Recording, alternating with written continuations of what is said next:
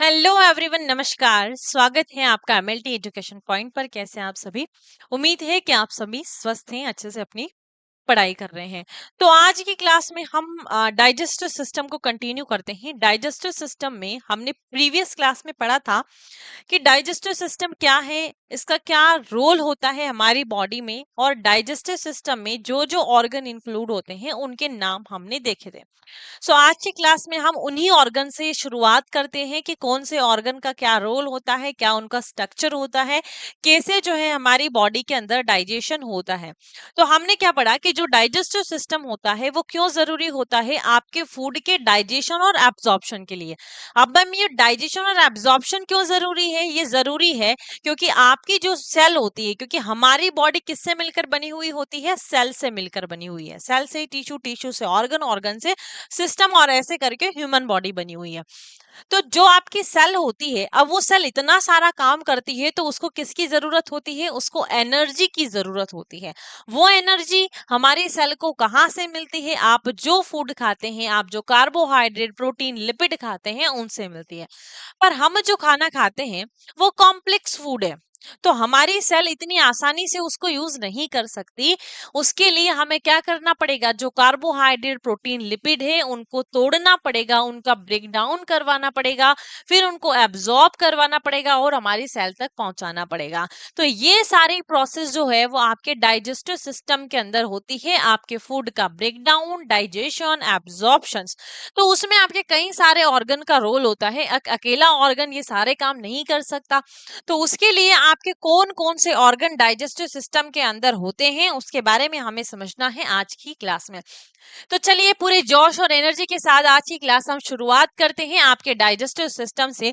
सो हमने क्या पढ़ा कि आपका जो डाइजेस्टिव सिस्टम है वो बहुत सारे ऑर्गन से मिलकर बना हुआ होता है, जो कि सिमिलर काम करने वाले ऑर्गन होते हैं। तो इनका सिमिलर काम क्या होगा, डाइजेशन, आपके फूड का ब्रेक डाउन करना और उसको तोड़ना मरोड़ना और उसका एब्जॉर्प्शन करवाना।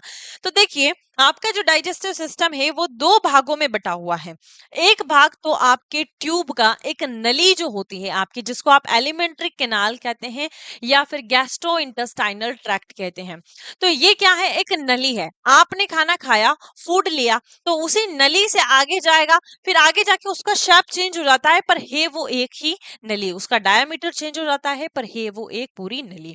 तो एक नली जो कि बाहर से गई और बाहर ही निकली। तो बाहर से गई आपके माउथ से, ईसोफेगस से फूड गया स्टमक में, स्टमक से होते हुए फिर आपके इंटेस्टाइन में, और इंटेस्टाइन से होते हुए फिर आपकी लार्ज इंटेस्टाइन में। लार्ज इंटेस्टाइन में इस पूरी प्रोसेस में आपके खाना का डाइजेशन, एब्जॉर्प्शन हो जाता है, और लास्ट में जो बचा हुआ मटेरियल होता है, जो आप सुबह सुबह जाते हैं, तो उस मटेरियल को आपकी बॉडी से बाहर निकाल दिया जाता है थ्रू एनस। तो एक ट्यूब जिसको एलिमेंट्री कैनाल हमने कहा है, उस एलिमेंट्री कैनाल का जब आपका डायमीटर चेंज हो जाता है तो कौन कौन से ऑर्गन बनते हैं और उन ऑर्गन का क्या क्या फंक्शन और स्ट्रक्चर होता है उसके बारे में हमें समझना है। तो देखिए, इस ट्यूब में आपके कौन कौन से ऑर्गन आते हैं। फर्स्ट वन हम बात करेंगे माउथ के बारे में, फेरिंग्स, ईसोफेगस, स्टमक, इंटेस्टाइन और एनस। तो ये है आपका माउथ। फिर इसके पीछे यहाँ पर फेरिंग्स, फेरिंग्स से लंबी सी ट्यूब ईसोफेगस, ईसोफेगस के बाद आता है स्टमक, स्टमक के बाद आपकी स्मॉल इंटेस्टाइन, और देन फिर आती है ये आपकी लार्ज इंटेस्टाइन, और लार्ज इंटेस्टाइन के बाद एंड पार्ट आता है जिसको आप एनस कहते हैं। तो ये हमें पढ़ना है एलिमेंट्री कैनाल के अंदर। इसके अलावा एसोसिएटेड ऑर्गन, जो कि आपके इन ऑर्गन को काम करवाने में हेल्प करते हैं, तो वो कौन कौन से ऑर्गन या ग्लैंड्स होती है। फर्स्ट वन हम पढ़ेंगे सलाइवरी ग्लैंड के बारे में, intestinal glands, liver, gall bladder, pancreas, gastric glands and यानी कि स्टमक में जो गैस्ट्रिक ग्लैंड होती है उसके बारे में हम पढ़ेंगे।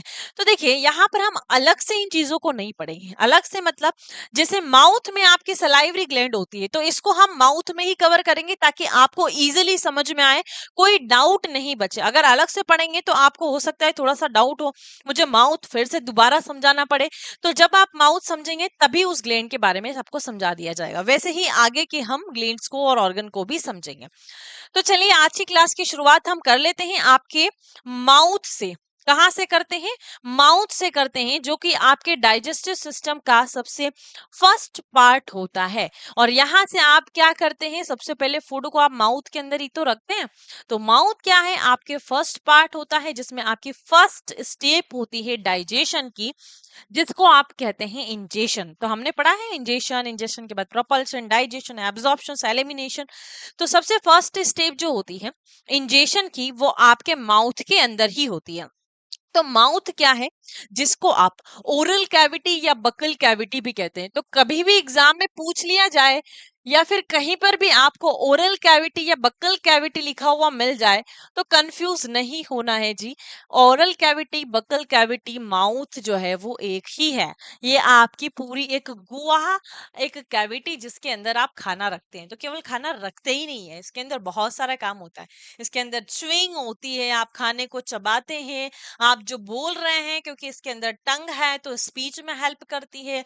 ल्यूब्रिकेशन प्रोवाइड करवाना, आपके फूड का ब्रेक डाउन करना, आपके डाइजेशन जो है फूड का माउथ में भी होता है। केवल ऐसा नहीं कि पेट में ही होता है, इंटेस्टाइन में ही होता है। आपके फूड का डाइजेशन आपके माउथ से ही शुरू हो जाता है। लेकिन कौन से फूड का होता है वो भी हम जानेंगे। तो देखिए, माउथ की बात कर लेते हैं जी। तो हमने क्या कहा? माउथ जो है वो कवर होता है, या माउथ की शुरुआत जो होती है लाइंड होता है ये आपके लिप्स से। तो जब आप माउथ का स्ट्रक्चर देखेंगे, देखिए, तो सबसे आउटर मोस्ट पार्ट आपको क्या दिखा? लिप्स। लिप्स को ओपन करेंगे तब जाके अंदर क्या दिखेगी? आपको बक्कल कैविटी दिखेंगे। तो आप लिख सकते हैं यहाँ पर माउथ लाइंड बाय लिप्स। ठीक है। अब आप अंदर की तरफ जाएंगे तो आपको सबसे पहले क्या मिलेगा? क्या मिलेगा आपको? सबसे पहले ऊपर वाला एरिया देखेंगे, तो रूफ जिसको आप कहते हैं माउथ का। और उस रूफ में आपको क्या मिलेगा? उस रूफ में मिलेगा आपको पैलेट। क्या मिलेगा? पैलेट। अब मैम ये पैलेट क्या है? देखिए, पैलेट का मतलब है आपके मुंह की छत। आप जिस कमरे में खड़े हैं आपके ऊपर छत है, वैसे हमारी जो जीभ है उस जीभ के ऊपर भी छत होती है। टच करके देखो जीभ को, दिखाई दे रहा है ना, ये ऊपर का, इसको आप कहते हैं पैलेट। अब ये पैलेट दो टाइप का होता है। आप जीभ को पहले आगे टच करके देखो, फिर आप पीछे टच करके देखो। क्या आपको दोनों में डिफरेंस पता चल रहा है? आप महसूस कर रहे होंगे कि आगे का जो पैलेट है, क्योंकि ऊपर का पार्ट को हमने पैलेट कहा, तो आगे वाला जो है एंटीरियर वाला उसको कहेंगे आप हार्ड पैलेट। और पीछे वाला आप महसूस कर रहे होंगे कि वो सॉफ्ट है, तो उसको आप कहेंगे सॉफ्ट पैलेट। तो यहाँ पर आपका पैलेट जो है वो दो भागों में डिवाइड हो जाता है, हार्ड पैलेट और सॉफ्ट पैलेट। ठीक है, समझ में आया? किसी को कोई डाउट तो नहीं है? हम प्रैक्टिकल कर करके देखेंगे। देखो, हम माउथ में दांत के बारे में पढ़ेंगे तो एक एक दांत आपको गिनवा दूंगी। ठीक है, तो सारी चीजें समझ में आएगी, बस आपका पूरा ध्यान यहाँ होना चाहिए। आज हम समझ लेंगे कि आपके खाने का होता क्या है आपकी बॉडी के अंदर। तो देखिए, ये आपकी ओरल कैविटी या बकल कैविटी जिसको आप कहेंगे, जो कि आपके लिप्स के द्वारा लाइंड होते हैं।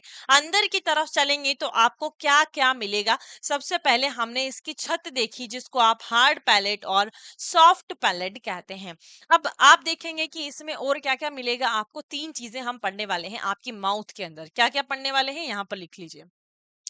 माउथ के अंदर आप तीन चीजें पढ़ेंगे। फर्स्ट वन, हम बात करेंगे आपके टीथ के बारे में, आपके दांत के बारे में, 32 दांत के बारे में बात करेंगे। फिर हम बात करेंगे आपके टंग के बारे में, जीभ के बारे में। और फिर हम बात करेंगे आपकी सलाइवरी ग्लैंड के बारे में, सलाइवरी ग्लैंड के बारे में। तो सबसे पहले हमने क्या किया? आपके फूड को माउथ के अंदर रखा। तो जैसे ही आप माउथ के अंदर फूड रखेंगे, क्या करने लग जाएंगे? चबाने लग जाएंगे। और चबाएगा कौन? आपकी टीथ जो है वो चबाएंगे उसको। टीथ, दांत जो है आपके फूड को क्या करेंगे? तोड़ देंगे। जो बड़े बड़े पार्टिकल है उनको छोटे छोटे पार्टिकल में तोड़ देंगे। मिक्सिंग होने लग जाएगी आपके फूड की, इन दांत के द्वारा ग्राइंडिंग होने और मिक्सिंग होने लग जाएगी। अच्छा जी, आपने फूड जो है आपके माउथ के अंदर रखा, और आपको तुरंत पता चल गया कि भैया हमने जो खाया है वो खीर आपको मीठी लग रही है। खीर आपको कड़वी तो नहीं लगती ना? तो खीर आपको मीठी लग रही है, करेला आपको कड़वा लग रहा है, केरी आपको खट्टी लग रही है, ठीक है, आपने नमकीन खाया है तो आपको पता चल रहा है, तो ये क्या है, आपको सेंसरी ऑर्गन के द्वारा पता चलता है, जो कि है आपकी टंग। ठीक है, तो ये हमें किसका सेंस देती है, आपके टेस्ट का सेंस देती है कि आपने क्या चीज खाई है, तो वो भी हम देखेंगे। फिर आती है आपकी सलाइवरी ग्लैंड्स, आपके लगातार मुंह में जो लार टपक रही है। अभी मैं आपको इमली बता दूं, आपको केरी बता दूं, तो आपके भी मुंह में लार टपकने लग जाएगी। तो जो लार टपक रही है ना लगातार, पानी जो मुंह से निकल रहा है, तो उसको आप क्या कहते हैं, सलाइवरी ग्लैंड्स नहीं कहते हैं। सलाइवरी ग्लैंड्स सलाइवा सिक्रीट करती है, एक चिपचिपा पदार्थ सिक्रीट करती है, जो मैं आपको कह रही हूँ ना, पानी की जैसा, क्योंकि उसमें मोस्टली वाटर ही होता है, 99% जो है वो वाटर ही होता है, जिसको आप सलाइवा कहते हैं। तो इन तीनों के बारे में हम डिस्कस करेंगे आपके माउथ के अंदर। तो चलिए शुरुआत कर लेते हैं आपके टिथ से। ठीक है, तो टिथ से हम शुरुआत कर लें। सबसे पहले देखिए, यहाँ पर आपको दिख ही रहा है वैसे तो डायग्राम में, ये है आपके दांत। तो दांत आपको कहाँ पर दिख रहे हैं, माउथ के अंदर ही दिख रहे हैं ना, माउथ के बाहर तो नहीं दिख रहे किसी को। हाँ, एक दो दांत किसी के बाहर आ जाते हैं, वो बात अलग है। तो चलिए जी, टीथ के बारे में बात कर लेते हैं हम। तो टीथ में आप सबसे पहले क्या पढ़ना चाहेंगे, देखो टीथ की स्टडी हम कर रहे हैं, तो सबसे पहले तो हमें पता होना चाहिए कि जिसके अंदर हम टीथ की स्टडी करते हैं उसको कहते क्या है।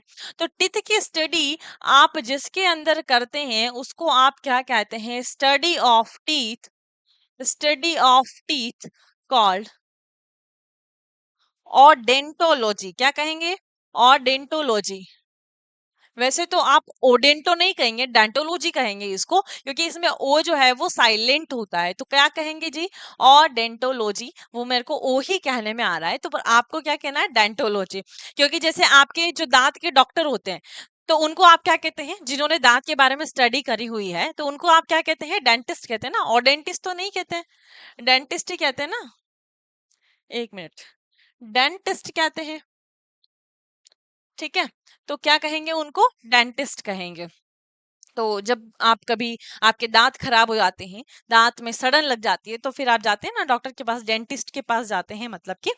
तो फिर डेंटिस्ट क्या करते हैं, अगर बहुत ज्यादा दांत खराब हो गया तो रूट कैनाल कर देंगे, थोड़ा बहुत हुआ तो फिर वो उसमें फिलिंग कर देंगे, तो जैसे तैसे आपके दांत को सही किया जाता है, क्योंकि दांत को सही रखना भी जरूरी है भैया। तो चलिए बात कर लेते हैं इसके बारे में। अब हम देखेंगे कि आपके जो दांतों का अरेंजमेंट है, ठीक है, आपके दांत देखो पूरे अच्छे से अरेंजमेंट आपके दांत का है। तो दांतों के अरेंजमेंट को आप क्या क्या कहते हैं, arrangement of teeth called dentition. क्या कहेंगे, arrangement, arrangement of teeth called dentition, dentition. क्या कहेंगे, अरेंजमेंट ऑफ टीथ कॉल्ड डेंटिशंस। अब आपके कितने दांत होते हैं, मुंह में कितने दांत हैं, सभी के 32 दांत हैं, किसी के 28 या 30 तो नहीं है। अगर 28 और 30 है तो क्यों है मैम, उसके बारे में भी बताएंगे। जरूरी नहीं है कि 32 दांत हो, 28 भी हो सकते हैं, 30 भी हो सकते हैं, और 32 के 32 भी हो सकते हैं। अब ऐसा क्यों होता है वो आपको पता चलेगा आगे। ठीक है, तो कितने दांत होते हैं अभी आप लिख लीजिए, टोटल टीथ कितने हैं। ठीक है, टोटल टीथ आपके पास में कितने हैं, 32। कितने, 32। अब मैम आपके दांत जो होते हैं जीवन में कितनी बार आते हैं, 2 बार आते हैं। एक तो जब हम छोटे बच्चे रहते हैं तब आते हैं, और एक बार फिर बड़े हो जाते हैं तो फिर आते हैं। तो जो आप छोटे बच्चे रहते हैं, तो उन दांत को आप क्या कहते हैं, जब वो फर्स्ट टाइम आपके जो दांत आते हैं ना, उन दांत को आप क्या कहते हैं, उन दांत को हम कहते हैं टेम्परेरी टीथ। क्या कहते हैं, जीवन में कितनी बार दांत आते हैं, 2 बार आते हैं। किसी के केवल एक बार तो नहीं आए ना, सभी के 2 बार आए हैं। तो देखिए टीथ जो है आपके 2 बार आते हैं। फर्स्ट वन, जो सबसे पहले आप जब छोटे बच्चे रहते हैं तब जो दांत आते हैं उनको टेम्परेरी टीथ कहा जाता है। टेम्परेरी टीथ, टेम्परेरी क्यों कह रहे हैं, क्योंकि यहाँ पर टेम्परेरी है, उनका वो परमानेंट नहीं है, जीवन भर के लिए नहीं है। टेम्परेरी इसलिए कि वो टूट जाएंगे। हमारे पास जैसे 2 टाइप के मार्कर रहते हैं ना, एक मेरे पास परमानेंट मार्कर है जिसको मैं मिटा नहीं पाऊंगी, और एक मेरे पास टेम्परेरी है जिसको मैं मिटा के फिर दूसरा नाम लिख सकती हूँ। वैसे ही आपके पास में 2 तरह के दांत होते हैं, टेम्परेरी टीथ, जिनको आप कहते हैं मिल्क टीथ। क्या कहते हैं, मिल्क टीथ। कहते हैं ना बच्चों के कि दूध के दांत हैं अभी, ठीक है, तो दूध के दांत उनको कहते हैं मिल्क टीथ। ठीक है, ये है आपके मिल्क टीथ। फिर दूसरा, एक और दांत जो आते हैं आपके परमानेंट, जो कभी नहीं गिरते, परमानेंट टीथ। हाँ, अगर मुक्का मारोगे बहुत जोर से तो दांत ही बाहर निकल कर आ जाएगा। ठीक है, कहीं बहुत ज्यादा जोर से टकरा गए तो फिर दांत का थोड़ा सा कोना वोना टूट जाता है, वो बात अलग है। बट ये ऐसे नहीं गिरते हैं। ठीक है, परमानेंट टीथ आप इनको कहते हैं। तो परमानेंट टीथ जो फिर आपके कभी नहीं गिरेंगे। तो अच्छा जी, अब आपके जो टेम्परेरी टीथ होते हैं वो कितने होते हैं, और जो परमानेंट टीथ होते हैं वो कितने होते हैं? कितने होंगे यहाँ पर आप देखिए। आपके जो परमानेंट टीथ होते हैं ना वो कितने होते हैं? टोटल 32 होते हैं। जबकि टेम्परेरी टीथ जो बच्चों में आते हैं शुरुआत में, वो कितने होते हैं? आपके 20। तो यहाँ पर आप लिखेंगे जो टेम्परेरी टीथ होते हैं, देखो ये मिल्क टीथ यहाँ से हटा रही हूँ, ठीक है, मिल्क टीथ यहाँ से हटा रही हूँ क्योंकि मुझे यहाँ पर स्पेस चाहिए। तो वो कितने होंगे? टोटल 20 होंगे। जबकि आपके परमानेंट टीथ कितने होंगे जी? 32 टिथ होंगे। ठीक है, अब इनका अरेंजमेंट कैसे होता है वो हमें जानना है।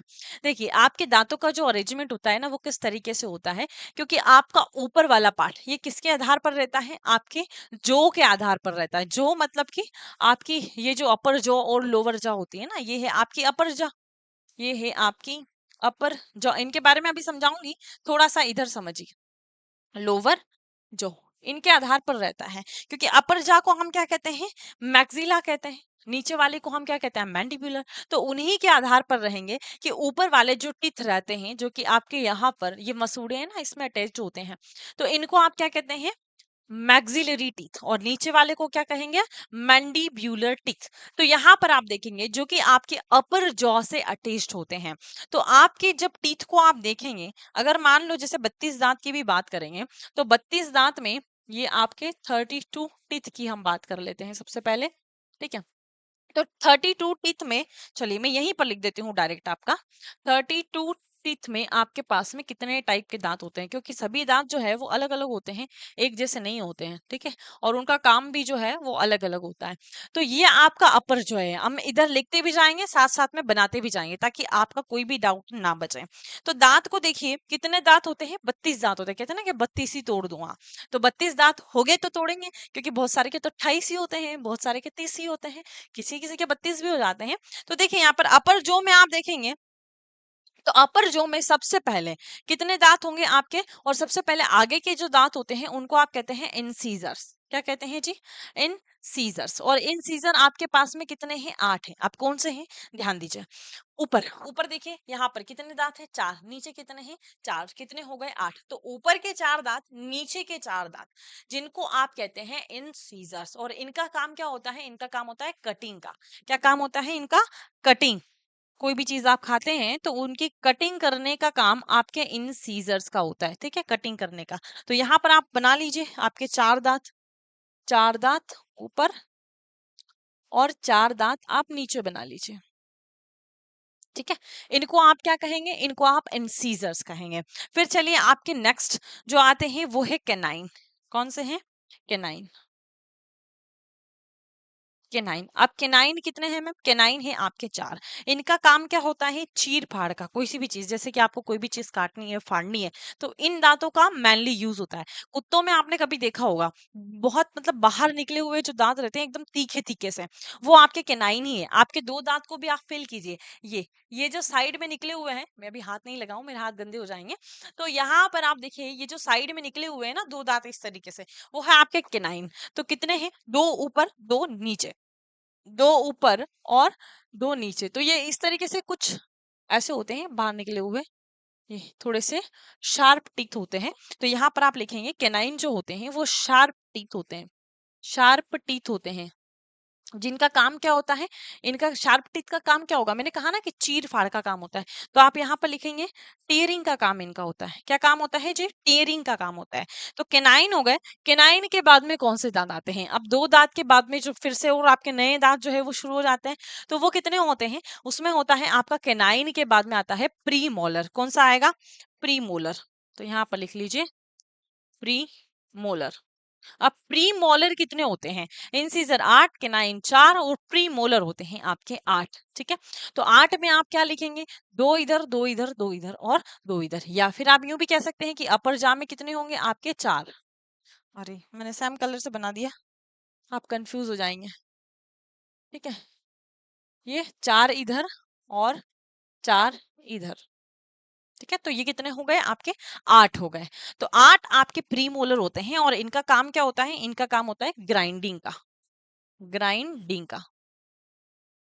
ठीक है, फिर आते हैं आपके मोलर। मोलर लास्ट वाले टिप को आपका कहते हैं मोलर। इनका काम क्या होता है? Grinding plus mixing. शॉर्ट में मैंने ग्राइंडिंग का लिख लिया है। ग्राइंडिंग प्लस मिक्सिंग का काम होता है आपके फूड को मिक्स करना, ग्राइंड करना, एकदम पूरा ऐसा बना देते हैं, मिक्स गोला बना देते हैं आपके खाने का। इसलिए कहते हैं कि हमेशा चबा चबा कर खाना खाना चाहिए, क्योंकि चबा कर खाने का रोल क्या है इसमें, क्योंकि आपके माउथ के अंदर भी डाइजेशन होता है, इसीलिए खाना हमेशा चबा कर खाना चाहिए।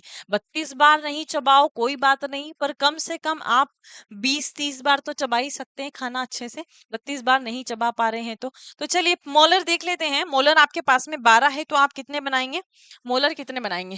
3-3 बना लेंगे। 3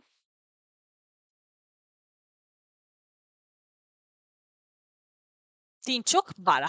तो ये हो गए आपके टोटल आपके टीथ 32। ये हमने बनाए आपके परमानेंट टीथ, टेम्परेरी टीथ नहीं बनाए हैं। टेम्परेरी टीथ क्यों नहीं बनाए हैं? क्योंकि टेम्परेरी आपके पास में कितने हैं? 20 ही है। तो ये हो गए आपके मोलर, ये हो गए आपके प्री मोलर, और ये हो गए आपके केनाइन, और ये हैं आपके पास में इंसीजर। ये क्या है? इंसीजर।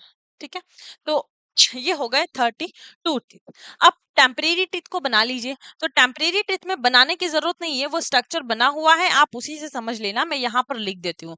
देखो इंसीजर शॉर्ट में लिख रही हूँ। इंसीजर कितने होते हैं? जब हम बच्चे की बात करते हैं, मिल्क टीथ की बात करते हैं, तो इंसीजर आपको 8 ही मिलेंगे। अच्छा जी, केनाइन कितने होते हैं? तो केनाइन आपको कितने मिलेंगे? 4। 4 4 आपको केनाइन मिलेंगे। और प्री मोलर, तो एक क्वेश्चन जो एग्जाम में पूछा जाता है कि क्या प्री मोलर जो है वो टेम्परेरी टीथ में होते हैं या नहीं, या बच्चों में होते हैं या नहीं। तो प्री मोलर नहीं होते हैं, तो यहाँ पर आप लिखेंगे 0। और अगर मोलर की बात करते हैं, तो मोलर जो होते हैं वो आपके परमानेंट टीथ जो होते हैं, जब बात करते हैं आप कह सकते हैं कि बच्चों के मतलब बड़े होने के बाद में आते हैं, तो वो 12 होते हैं। और यहाँ पर आप लिखेंगे कि कितने होते हैं मोलर, आपके पास में 8 ही होते हैं। सो टोटल कितने हो गए आपके पास में? 20। ठीक है, तो टेम्परेरी टीथ कितने हुए? 20। और परमानेंट टीथ कितने हुए आपके पास में? 32। अब क्या मैम, ये जो आपके टेम्परेरी टीथ है, मैंने कहा कि जीवन में आपके दांत 2 बार आते हैं।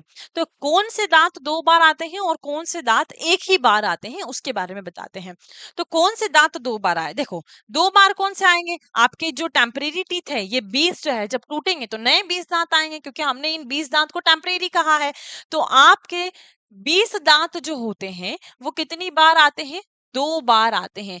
कौन कौन से 20 दांत 2 बार आते हैं? तो इन्हीं चीजों को आप यहाँ पर लिख लीजिए। आपके इंसिजर, केनाइन, प्रीमोलर और मोलर, ये आपके कितनी बार आते हैं? 2 बार आते हैं। कौन से नहीं आते हैं 2 बार? तो आप यहाँ पर लिखेंगे प्रीमोलर 8, तो प्रीमोलर नहीं आते हैं, और 4 मोलर जो होते हैं। तो 8 और 4 कितने हो गए? 12, जो कि आपके जीवन में कितनी बार आते हैं? केवल एक ही बार आते हैं। तो आपके जो 12 दांत, जिसमें आपके प्री मोलर 8 और मोलर कितने हैं? आपके 4, जो कि आपके जीवन में एक ही बार आते हैं। और 20 दांत जो होते हैं, जिसमें इंसीजर, केनाइन और मोलर, इंसीजर, केनाइन, मोलर जो होते हैं, मोलर कितने आपके? 8। तो मोलर 8, केनाइन आपके 4 और इंसीजर 8। ये 20 दांत आपके जीवन में कितनी बार आते हैं? केवल एक ही बार आते हैं। तो अब कभी कोई पूछ ले आपसे, तो आप भूलोगे नहीं, आपको ये सारी चीजें जो है वो याद होना चाहिए। तो समझ में आया? इसमें तो किसी को कोई डाउट नहीं है ना? सभी को समझ में आ गया है या नहीं आया? चलिए, अब हम आगे बढ़ते हैं इन टीथ को लेकर। तो अब आपको समझना क्या है कि टीथ फॉर्मूला क्या है। इन टीथ का भी कुछ फॉर्मूला होता है क्या? जी होता है, जो कि एग्जाम में पूछ भी लिया जाता है, कई बार नहीं भी पूछा जाता है, पर हमें पता होना चाहिए। तो सीधा सा फंडा है। अब मैं आपको समझाऊं कहाँ? चलो पीछे ले लेते हैं, यहाँ पर समझा लेते हैं। ओह चलो, आपका डायग्राम भी यहाँ पर आ गया है। देखिए, डायग्राम देख लीजिए यहाँ पर। मैं इसको क्लीन कर रही हूँ आपको समझाने के लिए, तो आपको ये सारी चीजें आप नोट कर लीजिए। वैसे तो मैंने आपको सारी चीजें बता दी है, तो इन सर में एक बार साइट हट जाती हूँ। तो ये सारी चीजें आप नोट कर लेना, क्योंकि मैं ये हटा रही हूँ। देखिए, ये है आपके टीथ का स्ट्रक्चर जो अभी हमने पढ़ा, इंसीजर, केनाइन, प्रीमोलर और मोलर। तो यहाँ पर आपको दिख रहा है ये वाले, ये दो क्या है, इंसीजर है। देखो, एक मिनट, ये दो क्या हैं आपके इंसीजर है, क्योंकि दो इधर है और दो इधर है, तो ये कितने हो गए, चार हो गए। फिर आपका ये एक दांत केनाइन है, तो ये इधर एक केनाइन है। उसके बाद में आप देखेंगे कि दो दांत जो है आपके प्रीमोलर के हैं, दो इधर आप देखेंगे प्रीमोलर के हैं। ये तीन आपके मोलर वाले टीथ हैं और इधर आपके तीन मोलर वाले टीथ हैं। तो फॉर्मूला भी आपको ऐसे ही निकालना है। ये आपका अपर जो हो गया वो लोअर जो हो गया, दोनों में सेम ही है। तो देखिए, आप देखेंगे यहाँ पर टीथ फॉर्मूला कैसे निकालेंगे। टीथ फॉर्मूला, तो टीथ फॉर्मूला कोई बड़ी बात नहीं है। देखिए कैसे निकालेंगे टीथ फॉर्मूला। आप आपके जॉ को चार भाग में डिवाइड कर लीजिए, ठीक है, एक ऐसे और एक ऐसे। कितने भाग में डिवाइड किया, चार भाग में आपने डिवाइड कर लिया। तो यहाँ पर आप देखेंगे अपर साइड में देख लो या फिर लोअर साइड में देख लो, कहीं पर भी एक साइड में आप देख लो। तो यहाँ पर आप देखेंगे अगर आप एक साइड की बात करेंगे, ठीक है, एक साइड की बात कर लेते हैं, अपर साइड की बात कर लेते हैं, तो आपके पास में इंसीजर कितने हैं, इंसीजर आपके पास में दो है। केनाइन कितना है, तो केनाइन आपके पास में एक ही है। चलो इसको हटा लेते हैं और अच्छे से समझ में आएगा। केनाइन आपके पास में कितना है, एक ही है, ठीक है। फिर प्री मोलर आप लिख लीजिए, प्री मोलर कितने हैं आपके पास में, दो है। और मोलर कितने हैं, मोलर आपके पास में तीन है। तो ये हम बात कर रहे हैं किसकी, 32 दांत की, ठीक है। तो कितने हुए आपके, 2 1 2 3। अब 2 1 2 3 आपका इधर भी होगा, 2 1 2 3 इधर भी होगा, 2 1 2 3 इधर भी होगा, 2 1 2 3 इधर भी होगा, और टोटल हो जाएगा आपका 32। ठीक है। तो कभी भी एग्जाम में आपका फॉर्मूला पूछा जाए तो क्या लिखेंगे, 2 1 2 3 और इसको आप ऐसे भी लिख सकते हैं, जैसे 2 1 2 3 इस टू टू कर सकते हैं, ये अगर एक पूरा इस तरीके से देखते हैं तो 2 1 2 3 इस टू 4 कर लीजिए, या फिर 2 1 2 3 इस टू 2 कर लीजिए, तो आपका यहाँ पर 32 निकल कर आ जाएगा।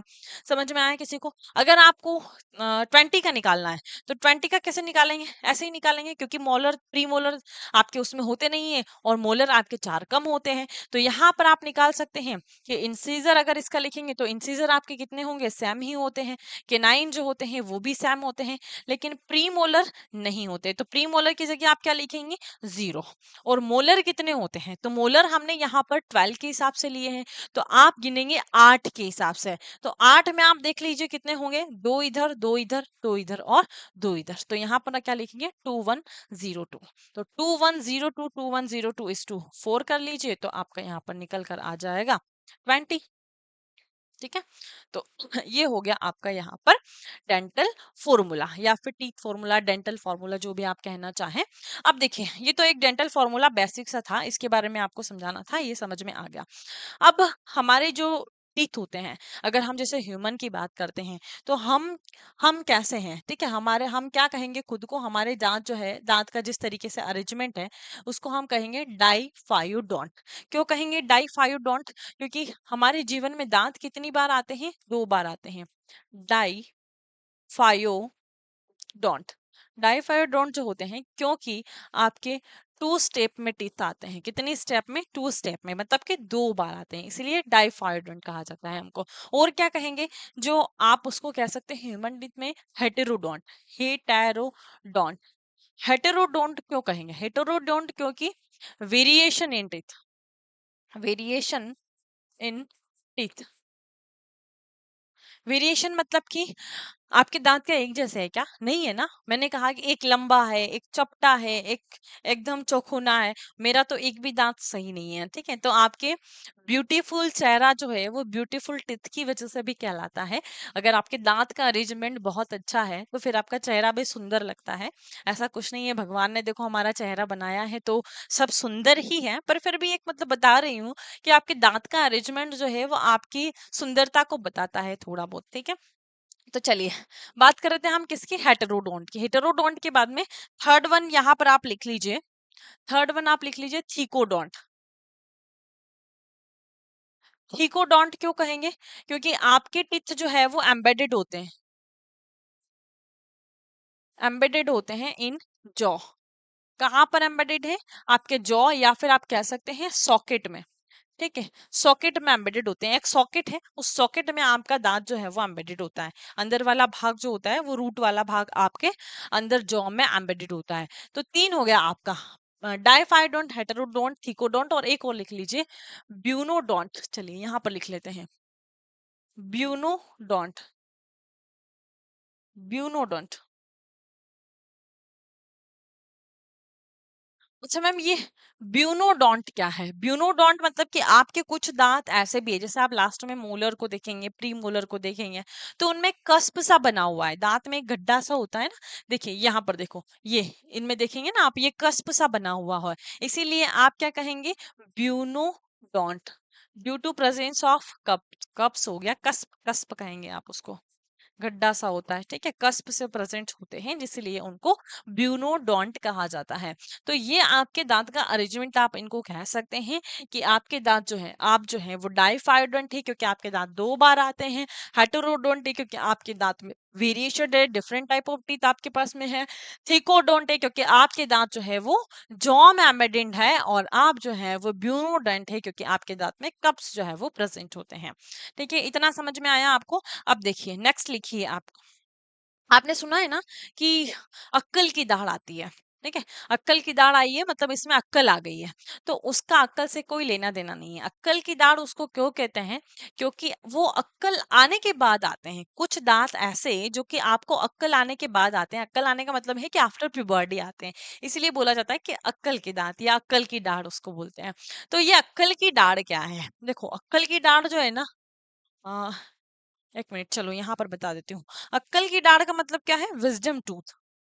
क्या कहेंगे उनको? Wisdom tooth. विजडम टूथ जो होते हैं, विजडम टूथ कितने होते हैं? चार होते हैं। और कौन से टाइप के होते हैं ये? मोलर। हम्म, मैंने कहा ना, किसी में 28 भी हो सकते हैं, किसी में 30 भी हो सकते हैं। तो वो 28 और 30 कैसे होते हैं? 28 और 30, और ये आपके मोलर और परमानेंट टीथ की बात कर रही हूँ, क्योंकि मोलर तो आपके टेम्परेरी टीथ में होते नहीं है, आप बच्चे में तो आपके मोलर्स होते नहीं है। तो हम बात कर रहे हैं किसकी? परमानेंट टीथ की, फोर मोलर, जो कि आफ्टर प्यूबर्टी आते हैं। और जब ये विजडम टूथ आते हैं, जिनको अक्ल की दाढ़ कहा जाता है, बहुत ज्यादा पेन होता है, बहुत बार पेन किलर भी लेनी पड़ती है। किसी मतलब ये इतना ज्यादा पेन क्यों होता है? क्योंकि देखो आफ्टर प्यूबर्टी ये आते हैं तो हमारे जो मसूड़े हैं वो भी मजबूत हो जाते हैं, तो उनको चीर फाड़ के निकलना दांतों के लिए मुश्किल होता है, इसलिए बहुत ज्यादा पेन होता है आपको। तो विजडम टूथ जो होते हैं फोर मोलर, जो कि वेस्टिजियल ऑर्गन होते हैं। अच्छा, इनको वेस्टिजियल ऑर्गन क्यों कहा जाता है?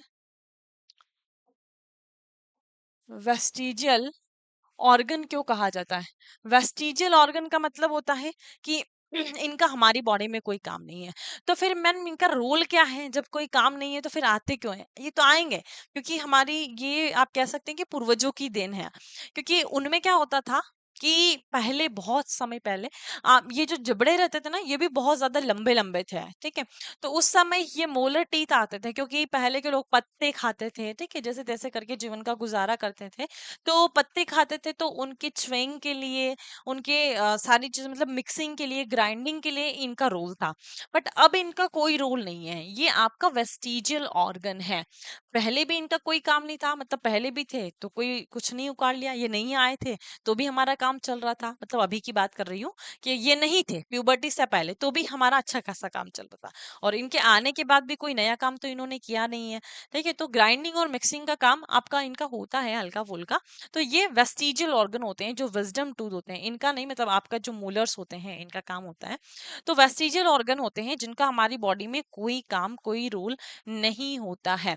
तो देखिए, अगर किसी व्यक्ति में, हमने कहा कि 32 दांत होते हैं, ठीक है, टोटल आपके कितने होते हैं? 32। अब अभी गिनने मत बैठ जाना, बाद में गिन लेना, अभी आप इस पर ध्यान दीजिए। तो 32 दांत होते हैं आपके, ठीक है।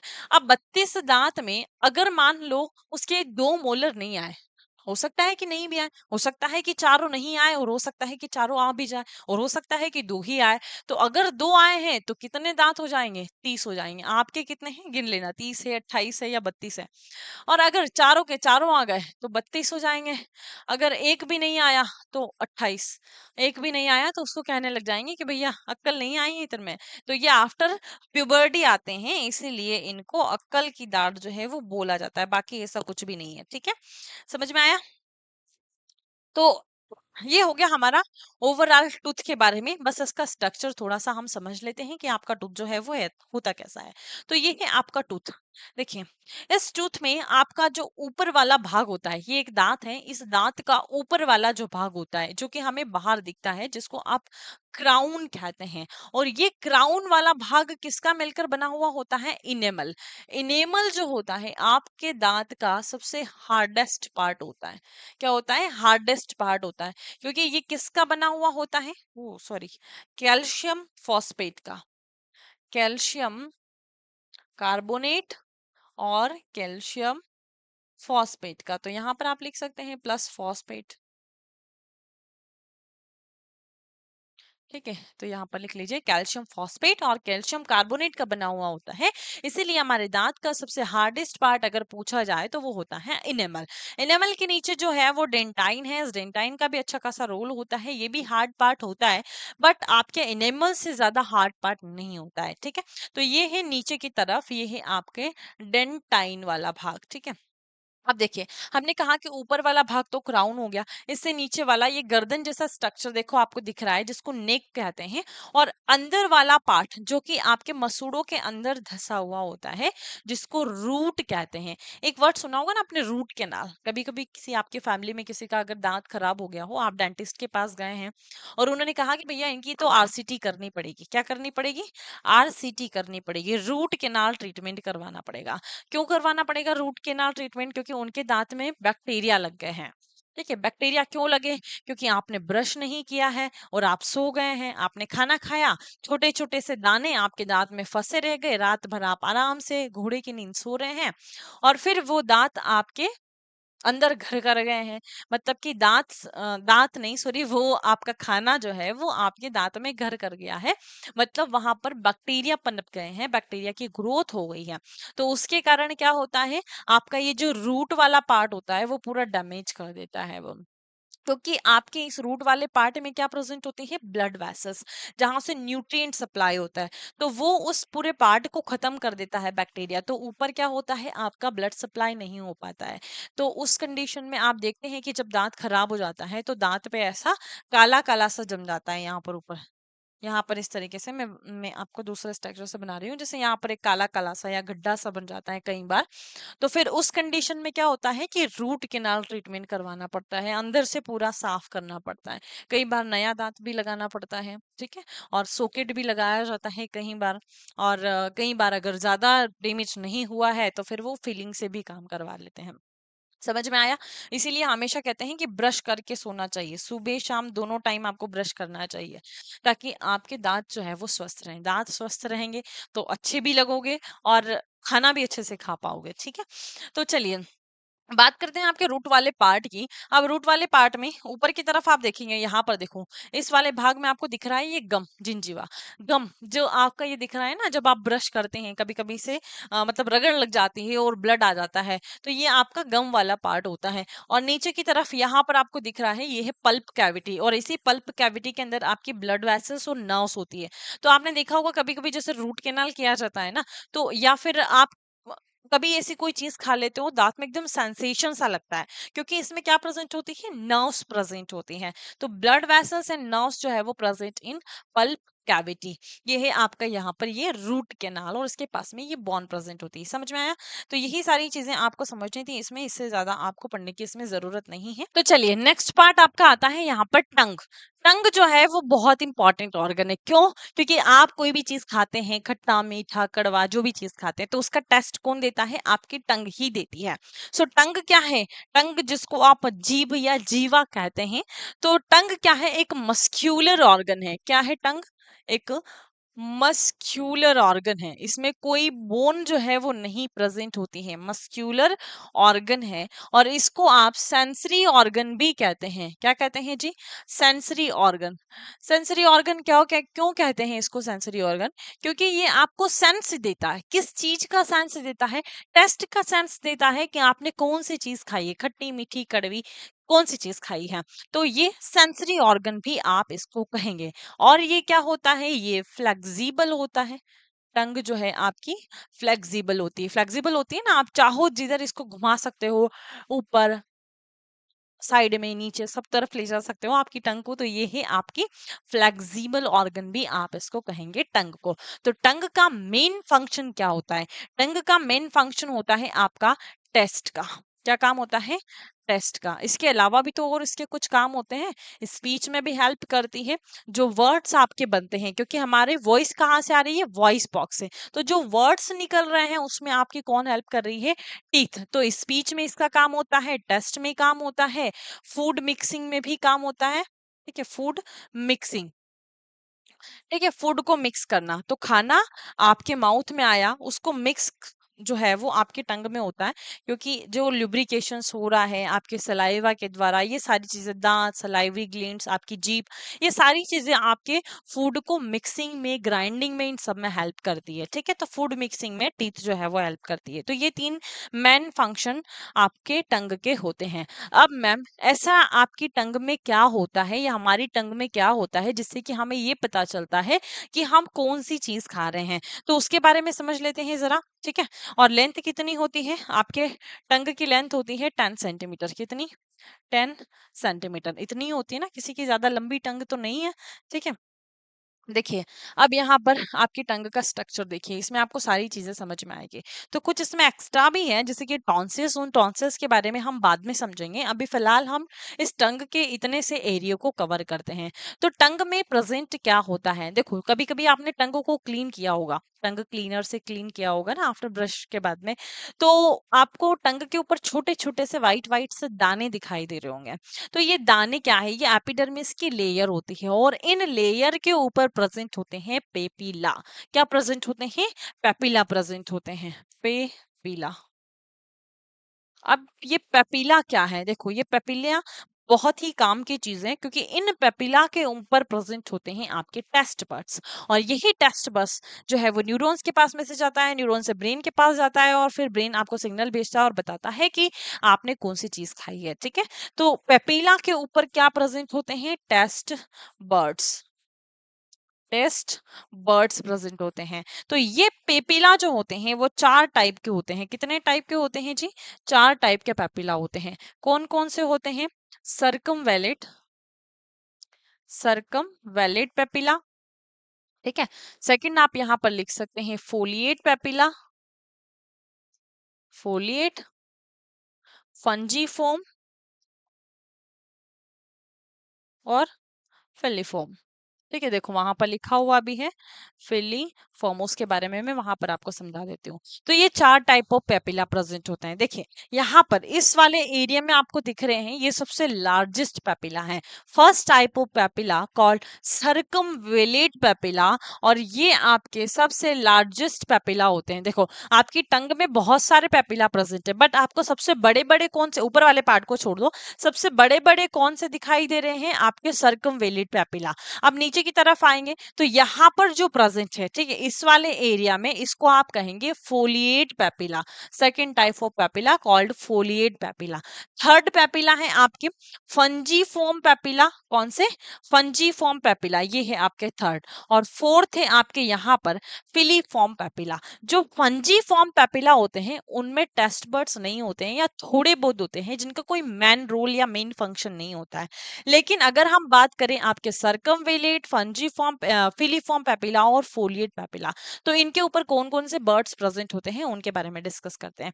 सो ये 4 टाइप ऑफ पेपिला आपके प्रेजेंट होते हैं टंग पर। अब देखिए, टेस्ट बर्ड्स के बारे में बात करते हैं। तो टेस्ट बर्ड जो होते हैं आपके पास में कितने होते हैं? कौन कौन सी चीजों का टेस्ट आपको आता है? देखिए, एक तो आता है आपके पास में सबसे पहले स्वीट। ठीक है, उसके बाद में सॉल्टी, सॉर, और लास्ट में आप लिख लीजिए बिटर।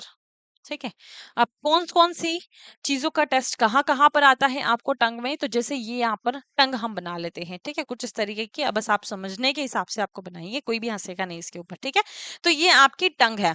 तो टंग में आप सबसे फर्स्ट वाला, ये जो एपेक्स वाला एरिया होता है, ये एपेक्स वाला एरिया क्या कहलाता है, या फिर कौन सी चीज का सेंस आपको देता है, कौन से टेस्ट का सेंस आपको देता है? तो सबसे पहले जो हमने लिखा है स्वीट, आपने जब गुलाब जामुन खाया है तो उसका टेस्ट कहाँ पर आएगा? आपको यहाँ पर रखे, आपको मीठा अच्छा लगेगा खाना। उसके बाद में आप नेक्स्ट चलिए, अगला आता है यहाँ पर आपको सॉल्टी नमकीन, आपने सेव खाई है तो उसका गांठिए खाए हैं तो उसका टेस्ट आएगा आपको यहाँ पर, सॉल्टी टेस्ट देता है। फिर उसके बाद में टंग में ऊपर की तरफ चलिए, ऊपर की तरफ में यहाँ पर आपको कौन सा आएगा, खो सॉल, खट्टी चीज आपने कोई सी भी खाई है, ठीक है, आपने इमली खाई है, आपने केरी खाई है, तो फिर उस खट्टे का स्वाद आपको यहाँ पर आएगा। फिर आखिरी में चलिए कड़वा करेला, ये है आपका कड़वा करेला, तो यहाँ पर आप लिखेंगे बीटर, तो यहाँ पर आपको कड़वे का टेस्ट आएगा, ठीक है।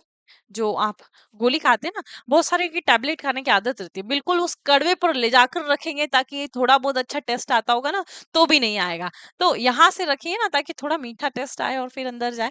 तो चलिए, कड़वा टेस्ट आपको सबसे एंड में आता है, ठीक है। अच्छा, तो वो झंझनाहट सी जब लगती है, आपने जिंजर खाया है, प्याज खाया है, तो वो हमें कहाँ पर लगता है, वो सबसे पीछे के साइड में, आपके बीटर के पीछे आपको उसका टेस्ट आता है। मैम आपने कहीं पर भी मिर्ची का तो नहीं बताया है कि मिर्ची का टेस्ट हमें कहाँ पर आता है? तो मिर्ची का कोई टेस्ट नहीं आता है। मिर्ची ये केवल ये बताती है कि हाँ, मतलब तीखापन सा लगता है आपको एकदम, या फिर आप यूँ कह सकते हैं कि जलन होने लगती है, तो उससे आपको मिर्ची का ऐसा लगता है मिर्ची का स्वाद आ रहा हो, ठीक है? तो ये पेपिला है, पेपिला के ऊपर टेस्ट बर्ड्स होते हैं, टेस्ट बर्ड से सिग्नल आपके न्यूरॉन के पास जाता है, न्यूरॉन से फिर आपके मास्टर जो है आपका वो है ब्रेन, उसके पास में जाता है। ब्रेन से फिर से आपके सिग्नल जो है आपकी यहाँ पर आता है और वो आपको टेस्ट का सेंस देता है कि आपने कौन सी चीज खाई है। समझ में आया सभी को? किसी को कोई कंफ्यूजन या डाउट तो नहीं है? एक चीज और हमारी इसमें छूट गई है कि देखिए, आपकी जीभ जो है वो किससे टेस्ट होती है? तो जीभ अटैच्ड होती है आपकी, एक तो आपका फ्रेन्यूलम के जैसा स्ट्रक्चर होता है, फ्रेन्यूलम, या फिर आप कह सकते हैं कि जैसे कि आप अपने लिप्स को ऊपर करके देखिए, ठीक है, इस तरीके से ऊपर करेंगे तो यहाँ पर एक लकीर जैसा आपको दिखाई देगा ना, कि जैसे हमारी लिप्स को मसूड़ों से किसी ने जोड़ा हुआ है, या फिर आप टंग को ऊपर कीजिए, तो यहाँ पर ऐसा लगेगा कि जैसे हमारे टंग को नीचे से जोड़ा हुआ है। तो वैसे ही हमारा पीछे की साइड में भी एक प्रेजेंट होता है लेयर, जिसको आप फ्रेन्यूलम कहते हैं। ये फ्रेन्यूलम आपके टंग को अटैच करके रखता है। तो यहाँ पर आप लिख सकते हैं फ्रेन्यूलम, चलिए स्पेस नहीं है, यहाँ पर लिख सकते हैं फ्रेन्यूलम अटैच्ड विथ टंग, ठीक है। और इसके अलावा हायोइड बोन का नाम सुना है? हायोइड बोन हमने स्केलेटल सिस्टम में पढ़ी है, जो कि यू शेप की बोन होती है, यहाँ पर प्रेजेंट होती है, जो कि आपके टंग को सपोर्ट प्रोवाइड करवाती है, ठीक है। और टंग को सपोर्ट प्रोवाइड करवाती है, यू शेप की बोन होती है, जिसको आप हायोइड बोन कहते हैं। क्या कहते हैं जी? हायोइड बोन कहते हैं, ठीक है, हायोइड बोन कहते हैं। तो इसलिए आपकी टंग बाहर लटकी हुई नहीं होती है कुत्तों के जैसे, क्योंकि उनमें आप देखते हैं ना, क्योंकि उसमें क्या होता है, डॉग के अंदर होता है कि आपकी जो उनकी जो हायोइड बॉन होती है, हायोइड बॉन और टंग के बीच में डिस्टेंस बहुत ज्यादा होता है, इसलिए टंग जो है वो इस तरीके से लटकी हुई होती है, और हमारी नहीं होती, क्योंकि हमारे इतना ज्यादा डिस्टेंस नहीं होता है। ये सपोर्ट प्रोवाइड करवाता है, फ्रेन्यूलम भी इसके साथ में अटैच्ड होती है। तो टंग को नीचे से भी फ्रेन्यूलम ने अटैच किया हुआ है, पीछे से भी फ्रेन्यूलम ने अटैच किया हुआ है, ठीक है। तो ये ओवरऑल आपकी टंग के बारे में हो गया, बस इतना ही आपके लिए समझना था। अब हम चलते हैं आपकी नेक्स्ट स्टेप की तरफ, और वो आता है आपका यहाँ पर salivary gland. So what is salivary gland और फंक्शन क्या है सलाइवरी ग्लैंड का? तो सलाइवरी ग्लैंड्स, जो मैंने कहा कि आपके मुंह में लगातार पानी आ रहा है, लगातार लार टपक रही है, पानी आ रहा है, मतलब ये पानी ही है, 99% तो आपका वाटर ही होता है सलाइवा में। सो सलाइवरी ग्लैंड्स जो कि सलाइवा को सिक्रीट करती है, और ये सलाइवरी ग्लैंड आपके माउथ में प्रेजेंट होती है, 3 पेयर में प्रेजेंट होती है। कितने पेयर में होगी जी? 3 पेयर में। 3 पेयर में मतलब कि 3 इधर और 3 इधर। तो ये जो सलाइवरी ग्लैंड है जो कि 3 पेयर में प्रेजेंट होती है, और इसका मेन फंक्शन क्या होता है? आपके सलाइवा को सिक्रीट करना, ठीक है। क्या काम हो गया इसका? सिक्रीट सलाइवा, ठीक है। अब सलाइवा क्या है? एक चिपचिपा सा पदार्थ आप इसको कह सकते हैं। ये चिपचिपा सा पदार्थ बहुत ही काम की चीज है आपके लिए। तो जो सलाइवी ग्लैंड है वो आपकी 3 टाइप की होती है। देखिए यहाँ पर 3 टाइप की सलाइवी ग्लैंड्स आपके पास में होती है, 3 पेयर में होती है, 3 इधर होगी, 3 इधर होगी। तो एक साइड के आप देख लेते हैं 3 पेयर में कौन कौन सी होती है। एक होती है पैरोटिड ग्लैंड, सब मैंडिब्यूलर या फिर सब मैक्सिलरी भी कह सकते हैं इसको आप, सब मैक्सिलरी भी कहते हैं, सब मैक्सिलरी और सब लिंगुअल ग्लैंड्स। तो तीन टाइप की ग्लैंड्स आपके पास में होती है। कौन कौन सी ग्लैंड्स होती है उनके बारे में मैंने आपको बताया, पैरोटिड ग्लैंड, सब मैक्सिलरी, सब मैंडिबुलर या फिर सब लिंगुअल ग्लैंड्स। तो तीन टाइप या तीन पेयर ऑफ ग्लैंड्स आपके पास में होती है। देखिए, अगर सलाइवा की बात करते हैं तो सलाइवा जो होता है, मैंने कहा कि एक चिपचिपा सा पदार्थ होता है। कहाँ गया सलाइवा, ये रहा। तो सलाइवा जो है एक चिपचिपा सा पदार्थ होता है। तो इस सलाइवा का पीएच कई बार एग्जाम में पूछा जाता है। तो यहाँ पर आप लिख सकते हैं कि सलाइवा का पीएच जो है वो स्लाइडली एसिडिक होता है। स्लाइडली एसिडिक होता है। देखो 6.8 है ना, आगे की तरफ जाएंगे तो 7 आ जाएगा। तो स्लाइडली एसिडिक होता है। अच्छा, कितनी लार्ज जो है वो पर डे आपकी बनती है, मतलब कि वॉल्यूम कितना होता है, वॉल्यूम कितना होता है। तो आप यहाँ पर लिख सकते हैं 1 से 1.5 लीटर। कितना, 1 से 1.5 लीटर पर डे आपका सलाइवा जो है वो बनता है। कितना, 1 से 1.5 लीटर पर डे सलाइवा आपका बनता है।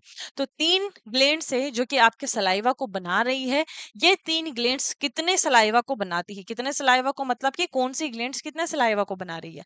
तो पैरोटिड ग्लैंड की अगर आप बात करेंगे ना, तो पैरोटिड ग्लैंड कितना बनाती है, ओनली 25%। 25% सलाइवा आपकी पैरोटिड ग्लैंड बनाती है। तो बाकी का कौन बनाएगा, बाकी का ये दोनों मिलकर बना लेगी, मिलजुल कर काम कर रही है। तो सब मैंडिबुलर जो है वो सबसे ज्यादा तेज चलती है, सबसे ज्यादा ये बना देती है।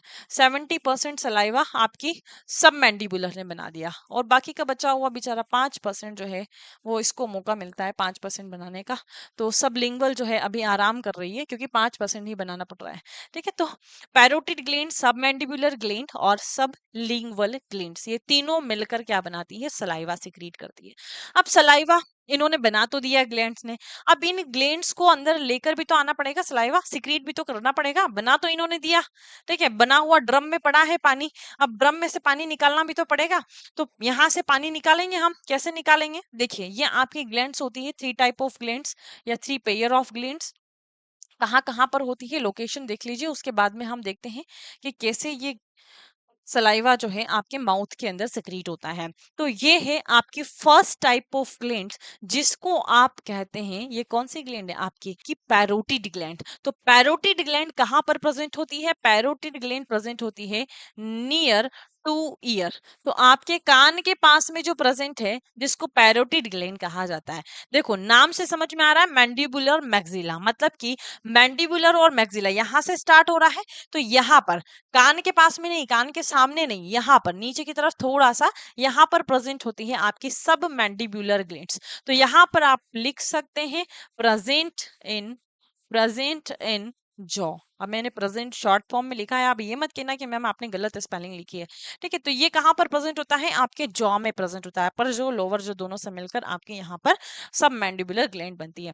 देखो, और उसके बाद में यहाँ पर सही से क्लियर आपको विजिबल नहीं हो रहा है, तो मैं बताती जा रही हूँ वैसे लोकेशंस, आप प्रैक्टिकली देखिए। ठीक है, डायग्राम से ज्यादा वो ज्यादा अच्छे से समझ में आएगा। सब लिंगुअल कहाँ पर होती है, आपकी टंग के नीचे। तो टंग के नीचे एक इधर एक इधर, ठीक है, क्योंकि ये पेयर में होती है। सो सब लिंगुअल ग्लैंड कहाँ पर प्रेजेंट होती है, बिलो टी टंग, टीथ लिख देती अभी मैं। ठीक है, बिलो टंग आपकी सब लिंगुअल ग्लैंड प्रेजेंट होती है। समझ में आया, लोकेशन भी आपने देख ली। अब चलिए इनकी डक्ट के बारे में बात कर लेते हैं, क्योंकि कई बार एग्जाम में डक्ट का नाम भी पूछ लिया जाता है। तो इसमें से आपके सलाइवा को कौन लेकर आ रहा है, मतलब कि पैरोटिड ग्लैंड में से सलाइवा को कौन लेकर आ रहा है, उसको हम कहते हैं Stensen gland, Stensen duct, Stensen duct. तो नाम लिख लेना इनका, स्टेंसन डक्ट, जो कि सलाइवा को लेकर आती है।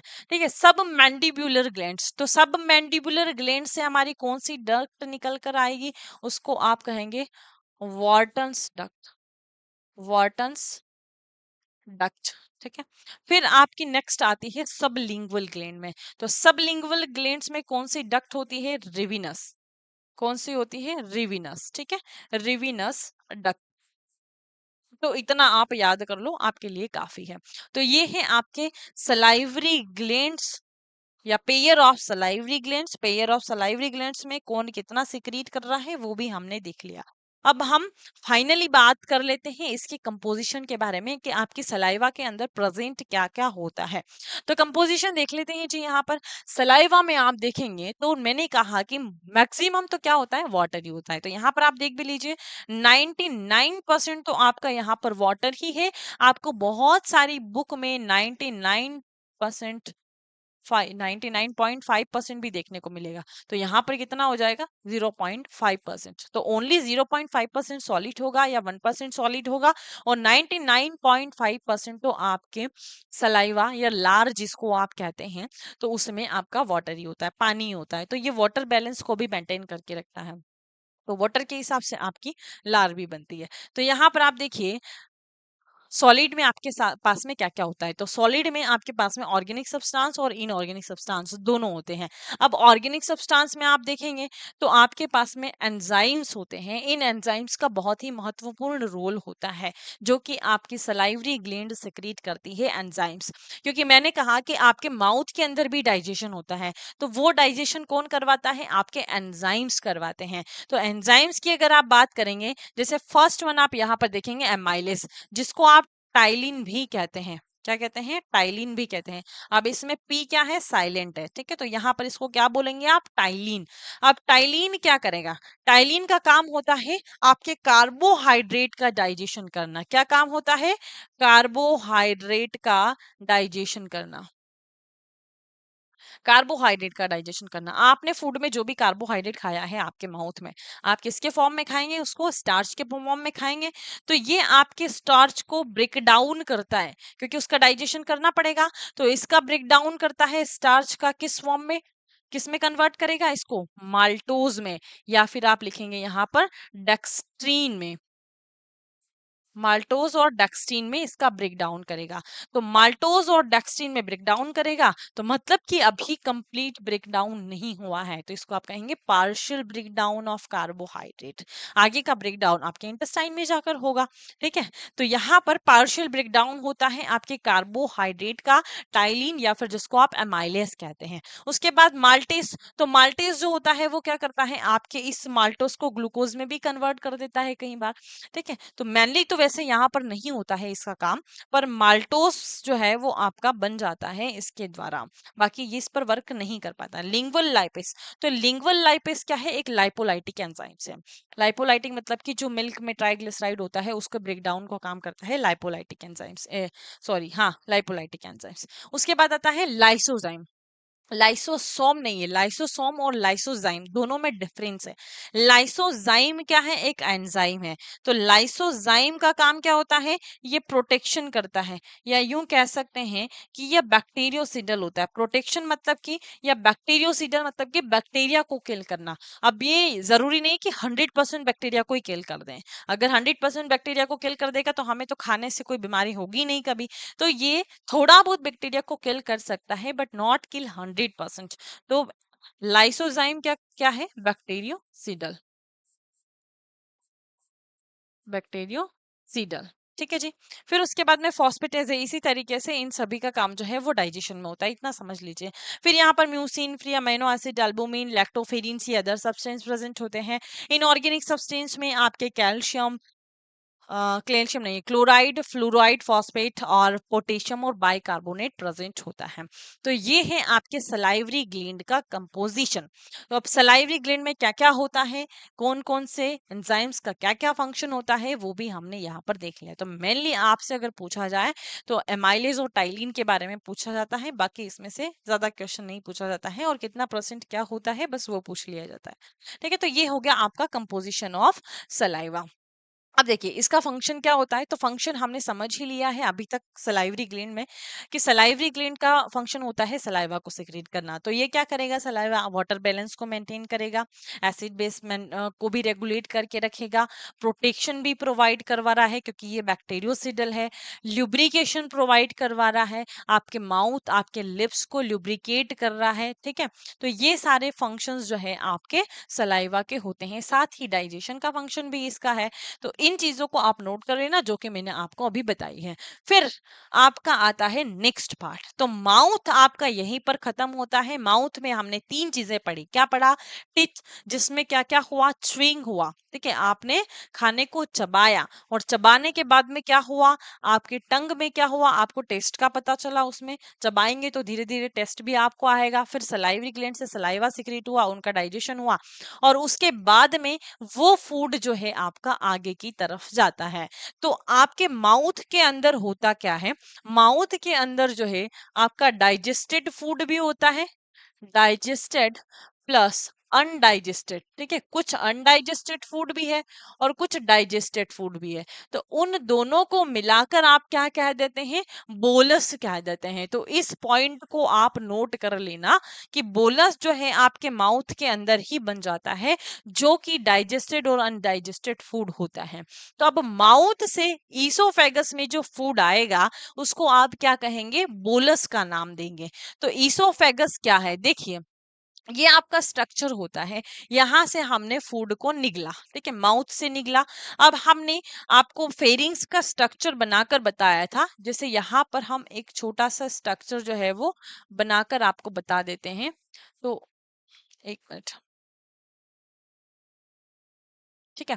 तो यहाँ से आपकी क्या आती है? एयर आती है, ठीक है, क्योंकि ये वाला भाग जो है आपका क्या कहलाता है? फेरिंग्स कहलाता है। तो जहां से एयर आ रही है उसको आप नेजोफेरिंग्स कहते हैं, जहां से फूड आ रहा है उसको ओरोफेरिंग्स कहते हैं, और इसकी नीचे की तरफ क्या आता है? आपका लैरिंजोफेरिंग्स आता है। तो ये फेरिंग्स क्या है? एक कॉमन पाथवे है फॉर फूड एंड एयर दोनों के लिए। तो यहाँ पर आप देख ही रहे हैं, देखो, नेजोफेरिंग्स, ओरोफेरिंग्स, लेरिंजोफेरिंग्स, जो कि कॉमन पाथवे होता है जहां से आपकी एयर भी आती है, फूड भी आती है। बट आगे जाके वो सेपरेट हो जाती है। ऐसा नहीं कि एयर भी एक ही में घुस गया, खाना भी एक ही में घुस गया। आगे जाके उनको सेपरेट करना पड़ता है, क्योंकि दोनों का सिस्टम अलग अलग है। एयर या ऑक्सीजन जो आपकी जा रही है वो अलग सिस्टम से जा रही है, CO2 आपके निकल रही है तो अलग सिस्टम से चल रहा है। इधर आपके फूड का डाइजेशन अलग सिस्टम से चल रहा है। तो ये आगे जाकर सेपरेट हो जाती है। तो सेपरेट होगी तो क्या मिलेगा आपको? देखो, पीछे की तरफ तो आपको मिलेगा ईसोफेगस, और यहाँ पर है आपका ट्रेकिया, ठीक है, ये ट्रेकिया वाला भाग है।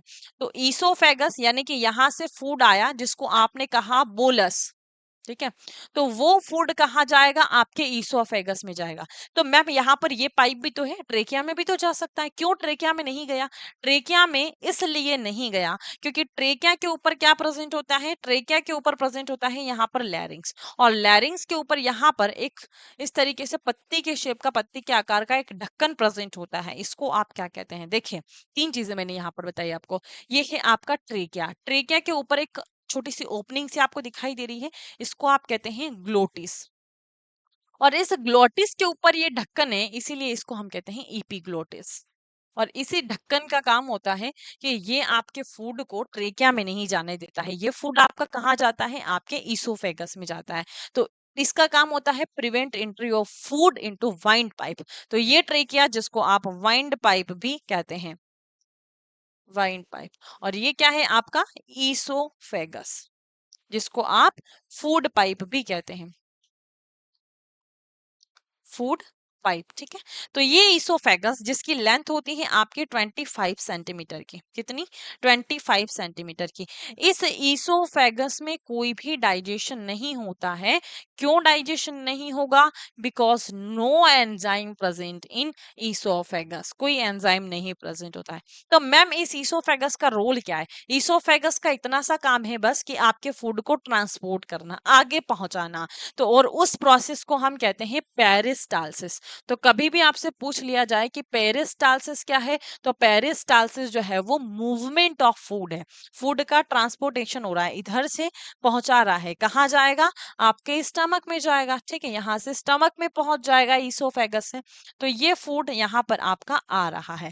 तो ये पहुंचा कैसे रहा है? पेरिस्टालसिस, पेरिस्टालसिस मतलब कि यहाँ पर कॉन्ट्रेक्शन हो रहा है। जो आपका ईसोफेगस है वो कॉन्ट्रैक्ट करता है, फूड आगे जाता है, फिर कॉन्ट्रैक्ट करता है, फूड आगे जाता है, कॉन्ट्रैक्ट करता है, फूड आगे जाता है। इस तरीके से ये मूवमेंट चलता है, जिसको आप पेरिस्टालसिस कहते हैं। समझ में आया? किसी को कोई कंफ्यूजन या डाउट तो नहीं है? तो स्टमक में सॉरी स्टमक में क्या है, इसोफेगस में कोई एंजाइम नहीं होता है, इसलिए यहाँ पर डाइजेशन नहीं होता है। यहाँ पर ओनली पेरिस्टालसिस होता है। और लेंथ कितनी होती है? 25 सेंटीमीटर। ये एक ओनली पाइप है, ठीक है। हाँ, इसमें हल्का फुल्का म्यूकस जो है वो सिक्रीट होता है, क्योंकि यहाँ पर लुब्रिकेशन जो है वो जरूरी होता है। तो इतनी सारी चीजें हमने समझी। आपके डाइजेस्टिव सिस्टम में हमने आज की क्लास में पढ़ा आपके माउथ के बारे में, और आपके ईसोफेगस तक हमने कवर कर लिया। माउथ से ईसोफेगस तक हमने कवर कर लिया। अब बचता है आपका स्टमक और इंटेस्टाइन और आपके बचे हुए अदर ऑर्गन्स। तो उसको हम नेक्स्ट क्लास में कवर करेंगे। आई होप आज की क्लास आपको अच्छे से समझ में आई होगी, सारे कॉन्सेप्ट आपके क्लियर हुए होंगे, सारी चीजें हमने बहुत ही अच्छे से समझी। तो मिलते हैं अगले टॉपिक के साथ और अगली क्लास में। Thank you.